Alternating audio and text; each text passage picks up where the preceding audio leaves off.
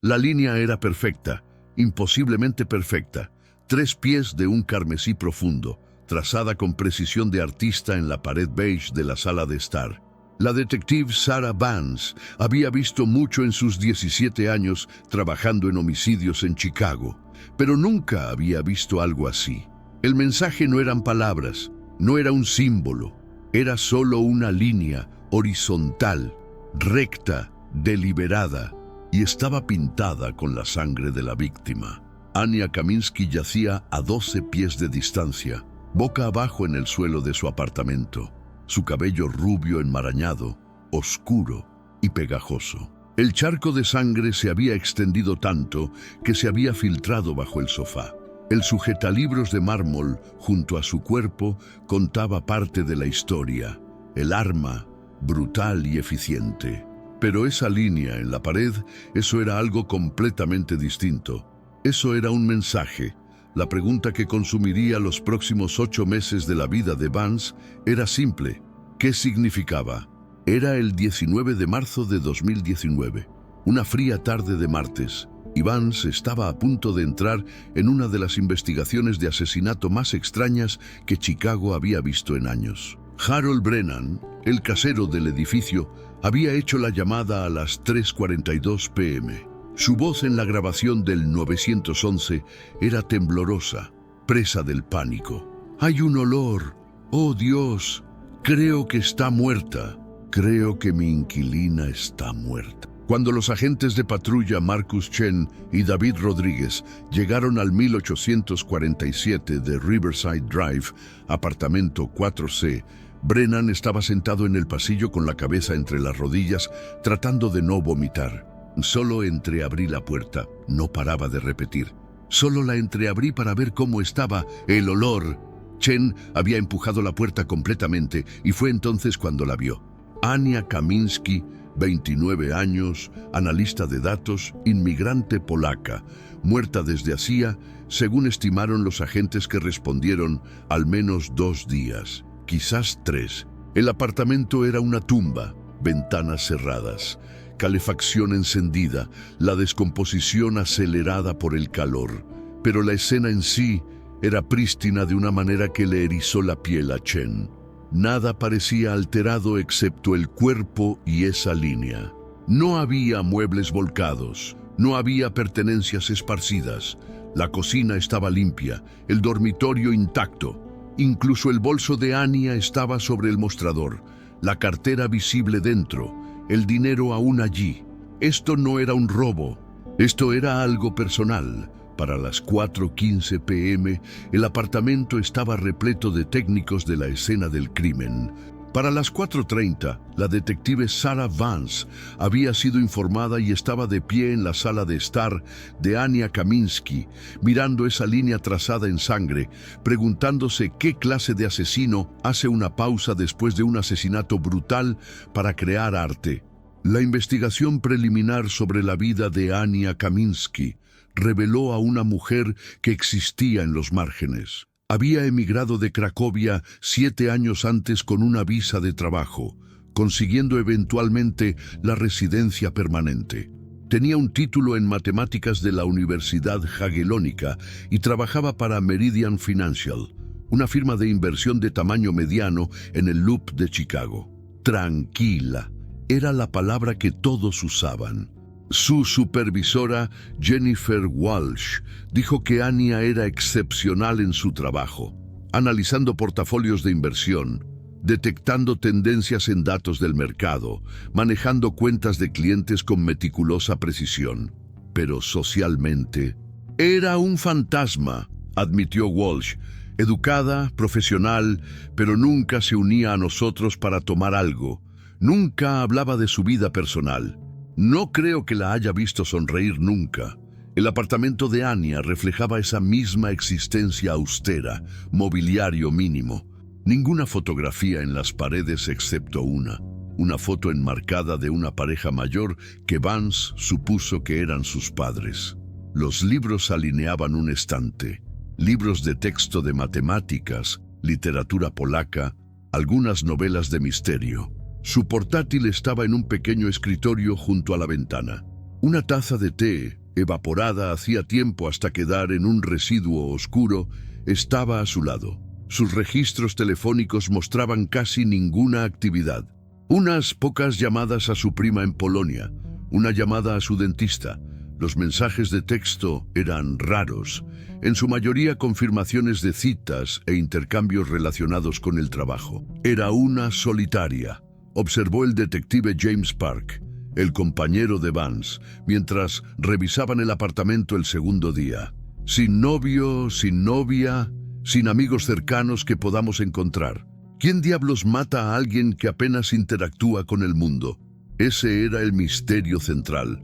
Si Anya apenas dejaba que alguien entrara en su vida, ¿a quién había dejado entrar en su apartamento la noche que murió? El informe del médico forense llegó el 21 de marzo, 2 días después del descubrimiento. Los hallazgos del adreso Patricia Lynn eran sombríos pero esclarecedores. Causa de la muerte: traumatismo contundente en la cabeza. Múltiples impactos, al menos 8 golpes separados con el sujetalibros de mármol, que había sido parte de un par decorativo en el estante de libros de Anya. El primer golpe probablemente la había dejado inconsciente. Los 7 subsiguientes fueron excesivos, literalmente. Ira, le dijo la Dratra, Lynn a Vance. O pánico, quizás ambos. Esta persona no solo quería que muriera, la obliteró. La hora de la muerte se estimó entre las 6:00 p.m. y las 10:00 p.m. del sábado 16 de marzo. Anya había estado muerta aproximadamente 72 horas antes de que Harold Brennan abriera su puerta. ¿Alguna herida defensiva?, preguntó Vance. Ninguna. No se defendió, o fue atacada por detrás sin advertencia, o no percibió a su asesino como una amenaza hasta que fue demasiado tarde. La toxicología salió limpia, sin drogas, sin alcohol.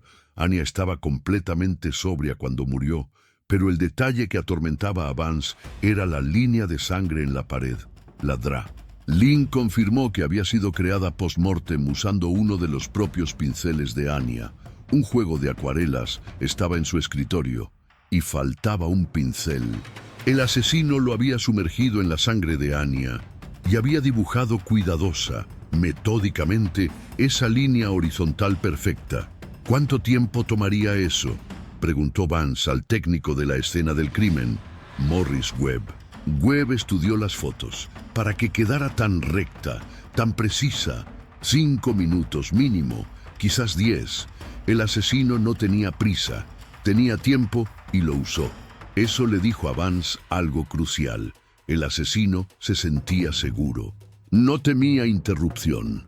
Sabía que nadie iba a venir. Mientras Vance trabajaba con la evidencia física, el detective Park se sumergió en la vida digital de Anya. Su portátil estaba protegido por contraseña, pero el equipo forense la descifró en horas. Lo que encontraron inicialmente parecía mundano: archivos de trabajo, hojas de cálculo, documentos fiscales, pero Park fue minucioso. Ejecutó software de recuperación de datos en el disco duro. Fue entonces cuando las cosas se pusieron interesantes. 2 semanas antes de su asesinato, Anya había eliminado una carpeta que contenía 63 archivos. Park los recuperó todos. Eran capturas de pantalla y correos electrónicos guardados, meticulosamente organizados, abarcando 18 meses.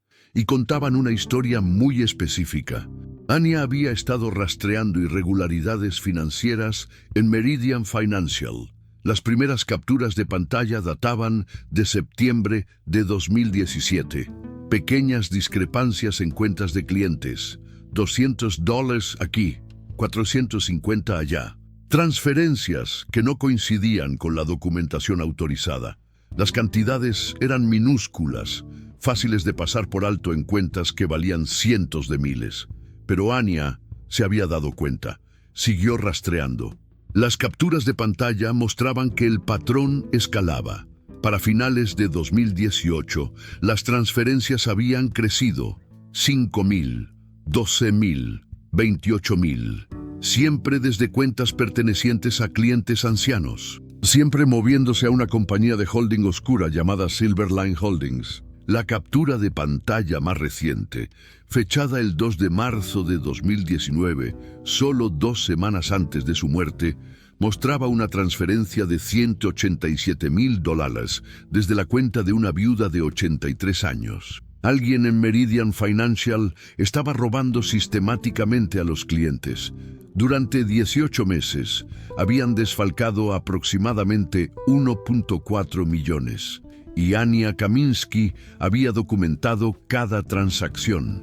Estaba construyendo un caso, dijo Park, extendiendo las capturas de pantalla impresas sobre la mesa de la sala de conferencias. Iba a exponer a alguien, y ese alguien la mató para silenciarla, terminó Vance. La investigación acababa de encontrar su motivo. El 25 de marzo, armados con una orden, Vance y Park entraron en las oficinas de Meridian Financial en West Monroe Street. La firma ocupaba 2 pisos de una torre de cristal, todo muebles modernos y profesionalismo agresivo. El socio gerente Richard Ashford los recibió en el lobby, su expresión a medio camino entre molesto y nervioso. «Esto es muy irregular», dijo Ashford, mientras los llevaban a una sala de conferencias. «Nuestros clientes esperan discreción». «Una de sus empleadas fue asesinada», respondió Vance secamente. La discreción pasó a segundo plano frente al homicidio. Incautaron la computadora de trabajo de Ania, accedieron a los servidores de la firma y exigieron los archivos de personal de cada empleado. El director de TI, Marcus Holloway, un hombre nervioso de 40 y tantos años con manchas de sudor perpetuas, fue traído para ayudar. Ania era intensa respecto a la integridad de los datos, dijo Holloway con cuidado. A veces hacía sus propias auditorías fuera del protocolo oficial. Me enviaba preguntas sobre la actividad de las cuentas. Le dije que teníamos procedimientos para eso. ¿Alguna vez reportó actividad sospechosa?, preguntó Park. Holloway vaciló. Mencionó algunas discrepancias hace unos 6 meses. Lo investigué. No encontré nada concreto. ¿Documentó esa investigación? Yo debería haberlo hecho. Fue informal. Vance tomó nota. Holloway era incompetente o cómplice. Los contadores forenses llegaron esa tarde. Pasarían las próximas 3 semanas diseccionando los libros de Meridian, pero en 48 horas confirmaron lo que Ania había encontrado. 1.4 millones, robados de 12 cuentas de clientes diferentes, todos canalizados a través de Silverline Holdings. Ahora necesitaban averiguar quién controlaba Silverline. Rastrear Silverline Holdings fue como perseguir humo. La compañía estaba registrada en Delaware, una favorita para corporaciones pantalla debido a sus requisitos de divulgación laxos. En el papel parecía legítima, una firma de consultoría que proporcionaba orientación financiera estratégica. Tenía una dirección comercial en Chicago, un número de identificación fiscal, incluso un sitio web, pero nada de eso era real. La dirección de Chicago era un apartado postal de UPS. El sitio web era una plantilla con fotos genéricas y texto genérico. El CEO listado, David Merchant, no existía. El número de seguridad social era falso, el número de teléfono desconectado. Los contadores forenses rastrearon el rastro del dinero. Los fondos se movían de las cuentas de clientes en Meridian a la cuenta bancaria de Silverline. Luego se dispersaban rápidamente en billeteras de criptomonedas, Bitcoin y Ethereum, convertidas y movidas a intercambios que oscurecían el destino. Quien montó esto sabía exactamente lo que hacía, dijo Janet Torres, la contadora forense principal. Esto no es cosa de aficionados. Esto es alguien con conocimientos sofisticados de sistemas financieros y lavado de dinero. Eso redujo significativamente el grupo de sospechosos. Quienquiera que hubiera matado a Ania no solo estaba enojado, era hábil, calculador y desesperado por proteger una operación criminal altamente organizada. Vance y Park comenzaron a entrevistar sistemáticamente a los empleados de Meridian Financial. 23 personas trabajaban en la firma, desde socios hasta personal administrativo. La mayoría tenía coartadas para la noche del 16 de marzo. Muchos apenas conocían a Anya, pero 3 personas sobresalían. La primera era Marcus Holloway, el director de TI, cuyas respuestas vagas y comportamiento nervioso levantaban banderas rojas. Pero Holloway había estado en el recital de baile de su hija la noche del asesinato, con docenas de testigos y fotos con marca de tiempo para demostrarlo. La segunda era Jennifer Walsh, la supervisora de Anya. Walsh tenía acceso a las cuentas de clientes y el conocimiento técnico para manipularlas. Pero ella había estado en Milwaukee ese fin de semana para el baby shower de su hermana, nuevamente con documentación irrefutable. La tercera persona era Thomas Brenner. Brenner tenía 34 años, un analista de datos senior que había trabajado en Meridian durante 5 años. Era soltero, vivía solo y tenía reputación de ser brillante pero frío. Tom es todo negocios, dijo un colega. Nunca lo he visto en un evento de la empresa. Nunca lo he oído hablar de nada que no sea trabajo. Cuando Vance entrevistó a Brenner el 27 de marzo, lo encontró inquietantemente sereno. Se sentó frente a ella en la sala de conferencias, perfectamente quieto, con las manos juntas sobre la mesa. ¿Cuándo vio por última vez a Anya?, preguntó Vance. Viernes 15 de marzo, alrededor de las 4:30 p.m. Nos cruzamos en el pasillo. Le dije hola. Ella asintió, que también la conocía. Trabajábamos en el mismo departamento, pero no éramos cercanos. Ella se mantenía apartada. ¿Alguna vez mencionó algo inusual sobre las cuentas de clientes? La expresión de Brenner no cambió. No. ¿Por qué lo haría? ¿Sabía que estaba rastreando discrepancias financieras? No. Una pausa. ¿Qué tipo de discrepancias? Vance lo observó cuidadosamente. Sus microexpresiones eran perfectas, suficiente curiosidad, suficiente sorpresa, pero algo se sentía ensayado. ¿Dónde estuvo la noche del sábado 16 de marzo? Preguntó. En casa. Transmití una película. Pedí comida tailandesa. ¿Alguien puede verificar eso? Vivo solo, pero tengo recibos, historial de transmisión, lo que necesiten.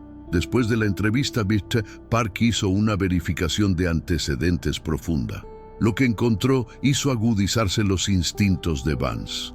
Thomas Brenner había trabajado en otras 2 firmas financieras antes de Meridian. Ambas habían experimentado pérdidas inexplicables durante su permanencia. Una firma lo había atribuido a errores contables.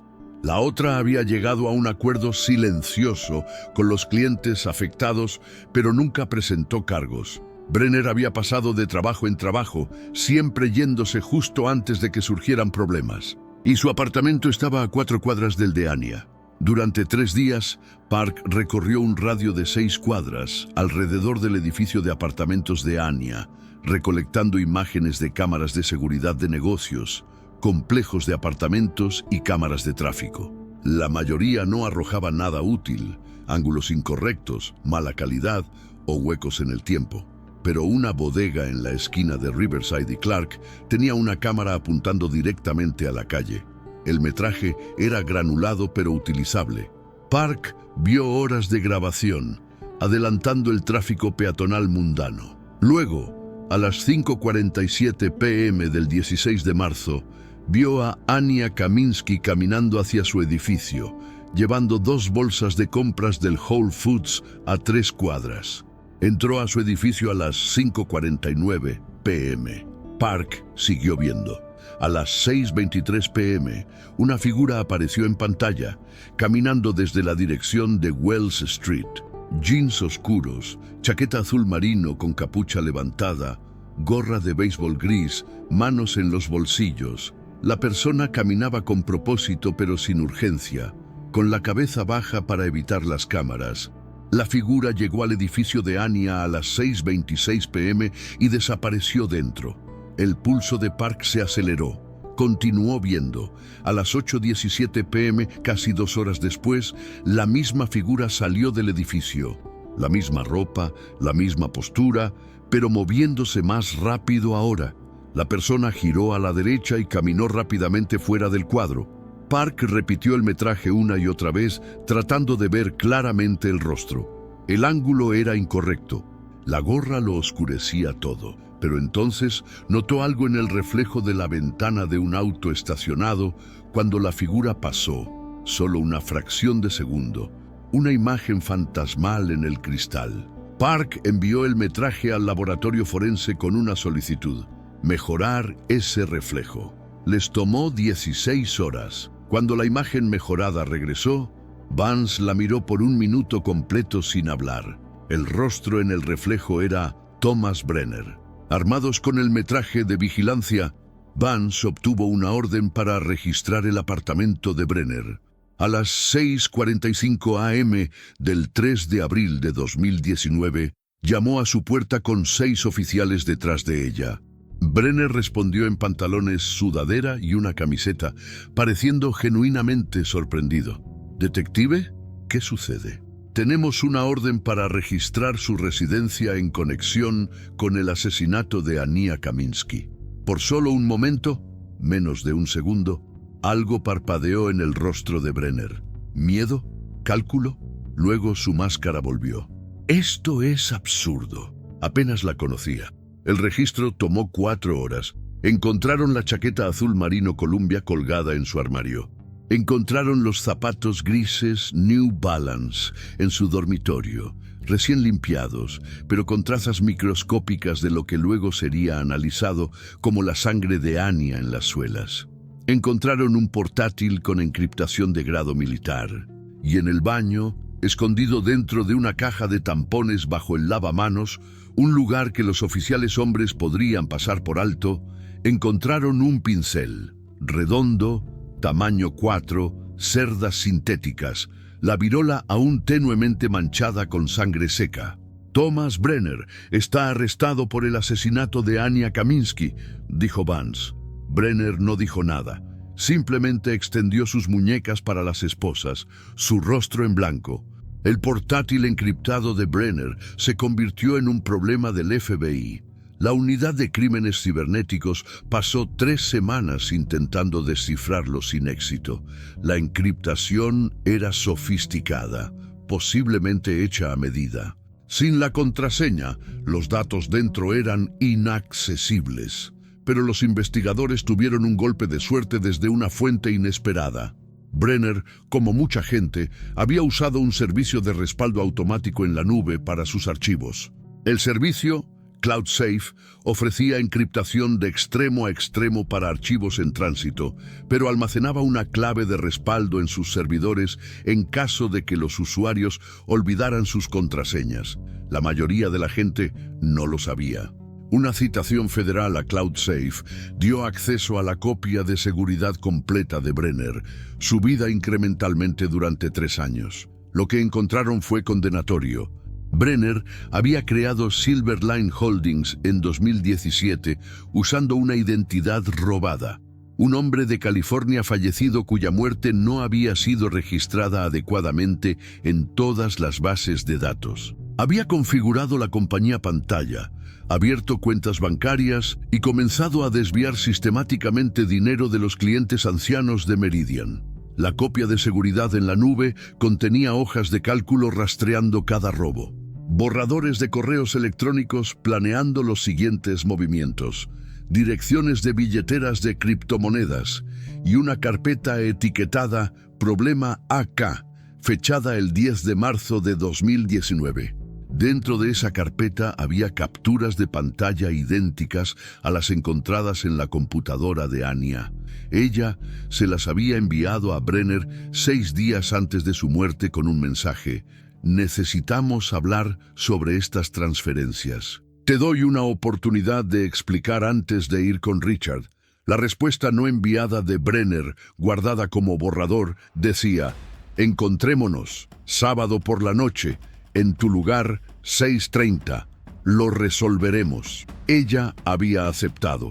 Era la cita que la mató.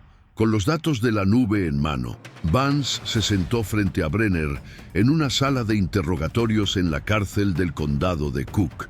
Su abogado, Robert Caney estaba a su lado, traje caro y escepticismo practicado.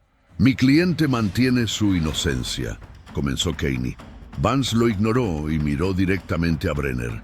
«Tenemos tus archivos, Thomas, las cuentas de Silverline, las hojas de cálculo, los correos con Anya. Te tenemos en cámara entrando y saliendo de su edificio 2 horas después. Tenemos tu ropa con su sangre. Tenemos el pincel». Brenner devolvió la mirada, sin parpadear. «¿Por qué la línea en la pared?», preguntó Vance. ¿Qué significaba? La mandíbula de Brenner se tensó casi imperceptiblemente. ¿Era simbólica?, presionó Vance. ¿La línea final? ¿El fin de su investigación sobre ti? Mi cliente no tiene nada que decir, interrumpió Caney. ¿O era más simple que eso?, continuó Vance. ¿Solo intentabas que pareciera un asesinato ritualístico? ¿Hacernos perder tiempo perfilando a algún psicópata imaginario mientras tú te escapabas? Brenner se inclinó ligeramente hacia adelante. «Quiero hacer una declaración». Caney puso una mano en su brazo. «Thomas, aconsejo firmemente, haré una declaración». La voz de Brenner era calmada, medida. «Sí, creé Silverline. Sí, tomé dinero de las cuentas de clientes. Anya lo descubrió. Me confrontó. Fui a su apartamento para hablar, para ver si podíamos resolver algo. Cuando llegué, la puerta estaba sin llave. Entré y la encontré ya muerta. Entré en pánico. Me fui. No llamé a la policía porque sabía cómo se vería». Vance dejó que el silencio se extendiera. «¿Esperas que crea que alguien más la mató exactamente la noche que tenías una reunión con ella? No espero que creas nada. Es lo que sucedió. Entonces, ¿quién la mató? No lo sé. ¿Y el pincel en tu apartamento? ¿Cómo llegó ahí?» Por primera vez, Brenner vaciló.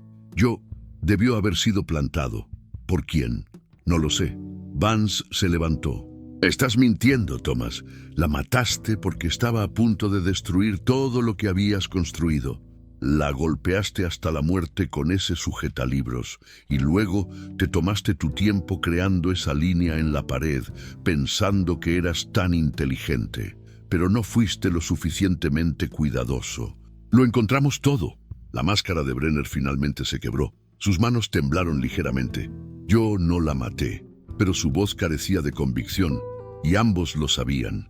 La acusación, dirigida por la fiscal auxiliar del estado Lisa Chen, pasó el verano de 2019 construyendo un caso irrefutable. Tenían imágenes de vigilancia mostrando a Brenner entrando y saliendo del edificio de Anya durante la ventana del asesinato, el arma del asesinato, el sujetalibros, con la sangre y tejido de Anya, el pincel con la sangre de Anya encontrado en el apartamento de Brenner. «Los jurados entienden las coincidencias», les dijo Chen a su equipo. «No creen en coincidencias imposibles». El juicio comenzó el 4 de noviembre de 2019. La sala del tribunal estaba llena, periodistas, entusiastas del crimen real, la familia de Anya que había volado desde Polonia y empleados de Meridian Financial. Brenner se sentó en la mesa de la defensa con un traje gris carbón, su expresión neutral. Parecía que podía estar asistiendo a una reunión de negocios en lugar de enfrentar cadena perpetua. En su declaración inicial, Chen expuso metódicamente la línea de tiempo, el desfalco, el descubrimiento de Anya, la confrontación, la reunión, el asesinato y el encubrimiento. Explicó la línea de sangre como una desviación calculada. «Thomas Brenner es inteligente», les dijo Chen al jurado. «Es metódico. Planificó todo cuidadosamente, la compañía pantalla, las transferencias de dinero, incluso el asesinato. Esa línea en la pared no era obra de un loco. Era obra de un calculador. Quería que persiguiéramos fantasmas mientras él caminaba libre. No lo dejen». El abogado defensor Robert Caney contraargumentó que el caso de la acusación estaba construido con evidencia circunstancial. «Sí, mi cliente tomó terribles decisiones financieras. Sí, estuvo en el edificio de apartamentos de la víctima esa noche. Pero estar cerca no es lo mismo que ser culpable. La acusación quiere que conecten puntos que no se conectan». El verdadero asesino aún está libre, pero el jurado se veía escéptico. En el cuarto día del juicio, la acusación llamó a Elena Kowalski, la prima de Ania de Cracovia. Elena tenía 34 años, cabello oscuro, su rostro demacrado por el dolor. A través de un intérprete, testificó sobre una llamada telefónica que había recibido de Ania el 14 de marzo, 2 días antes del asesinato. «Me llamó tarde por la noche, temprano en la mañana para ella», dijo Elena, su voz cargada de emoción. Dijo que había descubierto algo terrible en el trabajo. Alguien estaba robando dinero a personas mayores. Dijo que tenía pruebas. ¿Dijo quién estaba robando?, preguntó Chen suavemente. Sí, dijo que su nombre era Thomas. Dijo que Thomas del trabajo estaba robando y que le iba a dar la oportunidad de confesar antes de reportarlo. ¿Cómo sonaba? Asustada. Ania nunca tenía miedo de nada, pero esa noche tenía miedo. Le dije que fuera a la policía inmediatamente. Ella dijo no, que quería ser justa. Dijo que quizás él haría lo correcto. La voz de Elena se quebró.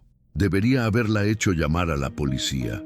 Si la hubiera hecho, no podía haberlo sabido, dijo Chen suavemente. La defensa objetó el testimonio de Elena como rumor, pero el juez lo permitió bajo la excepción para declaraciones hechas por miedo a daño inminente. El jurado miró a Brenner con nuevos ojos, ojos que veían a un asesino.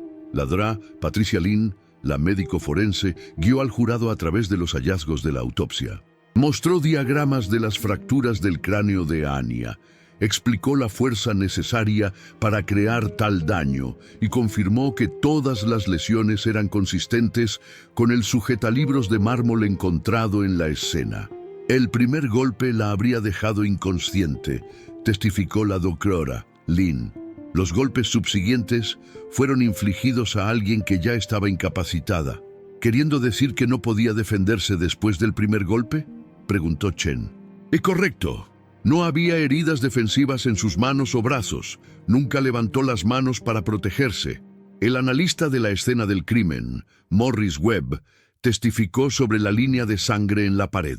Había traído fotografías ampliadas mostrando la precisión del trazo, la consistencia de la aplicación de la sangre, el tiempo que habría tomado. Esto no se hizo en un frenesí, explicó Webb. El asesino estaba lo suficientemente tranquilo como para crear una línea perfectamente recta de 3 pies usando un pincel.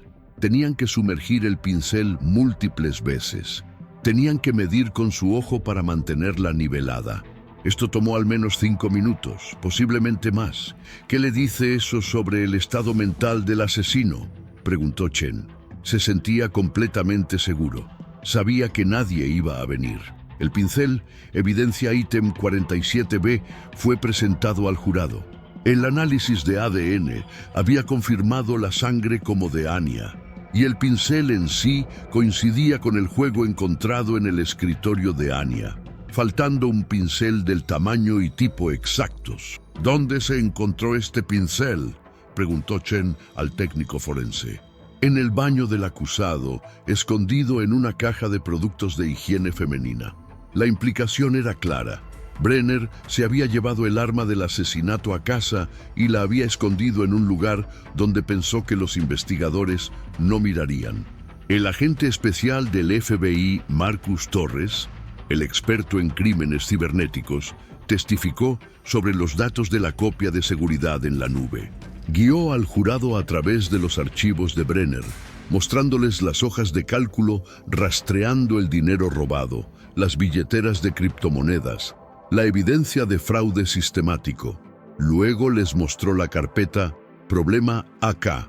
Estos son correos electrónicos entre el acusado y la víctima, explicó Torres, proyectándolos en pantallas por toda la sala del tribunal.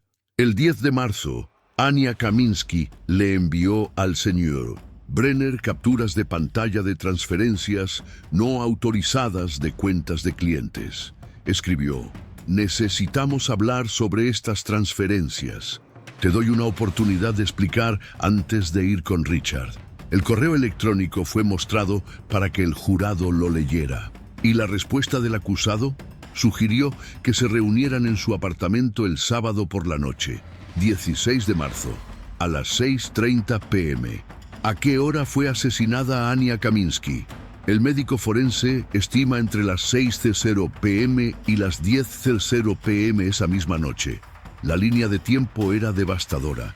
Contra el consejo vehemente de su abogado, Thomas Brenner insistió en testificar. Era un riesgo calculado. Los jurados a veces simpatizaban con acusados que parecían dispuestos a contar su lado, pero Caney sabía que podía salir mal espectacularmente. Brenner tomó el estrado el 15 de noviembre, día 9 del juicio. Miró directamente al jurado mientras hablaba, su voz firme.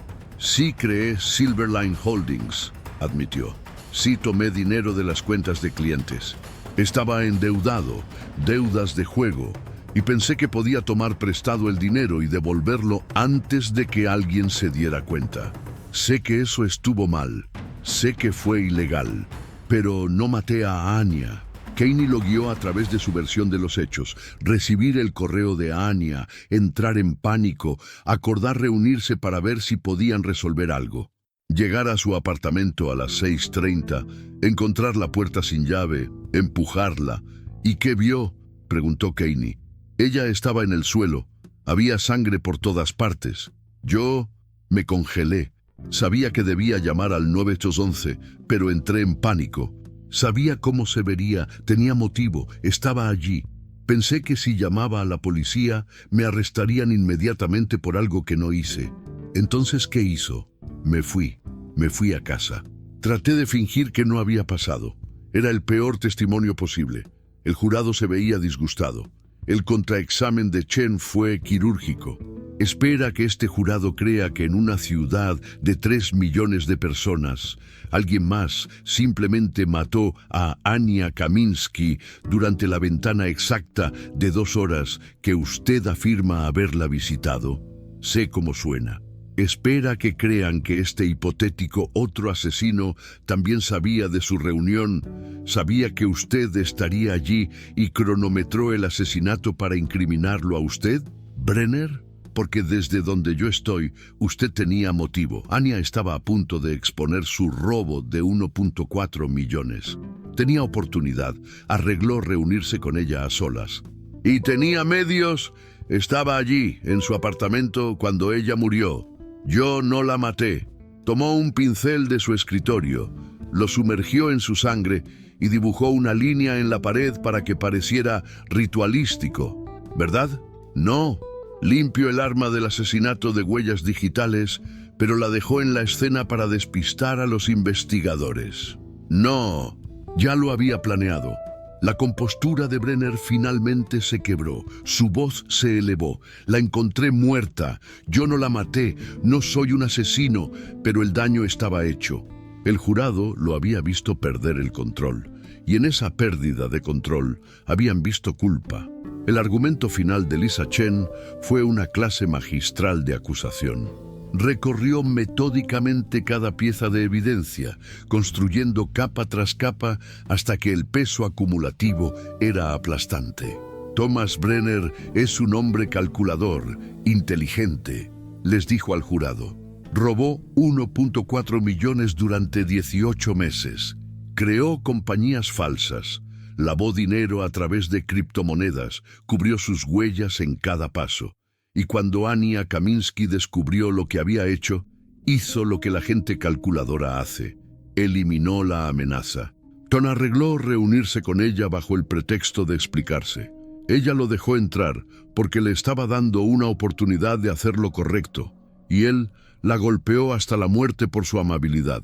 Luego, y esto es importante, luego se tomó el tiempo de crear esa línea de sangre en su pared.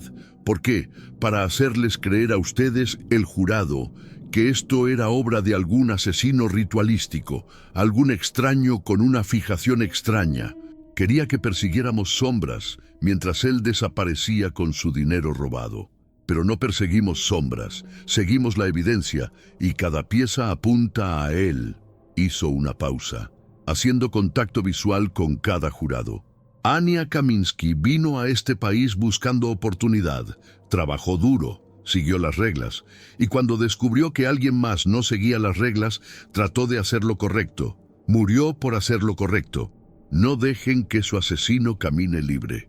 El cierre de Robert Kenney fue apasionado pero finalmente débil. Insistió en la duda razonable.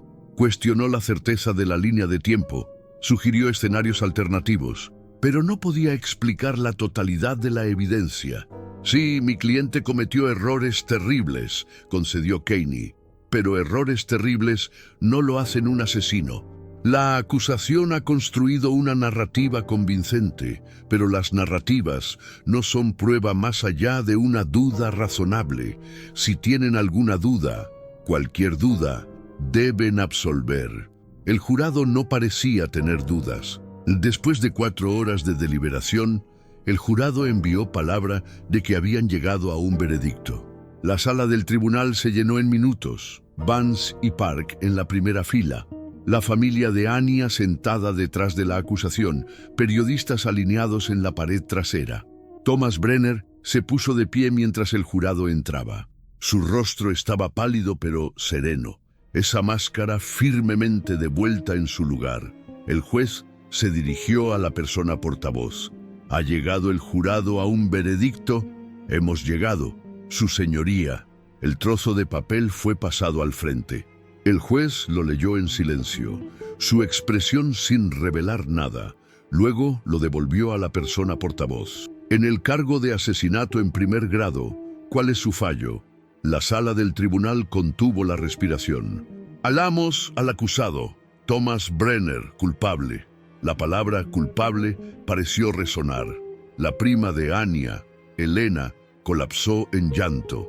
Los hombros de Brenner se hundieron, su máscara finalmente quebrándose para revelar algo crudo debajo. Terror, incredulidad, la realización de que sus mentiras cuidadosamente construidas habían fallado. En el cargo de desfalco, ¿cuál es su fallo? Culpable. En el cargo de lavado de dinero, ¿cuál es su fallo? Culpable.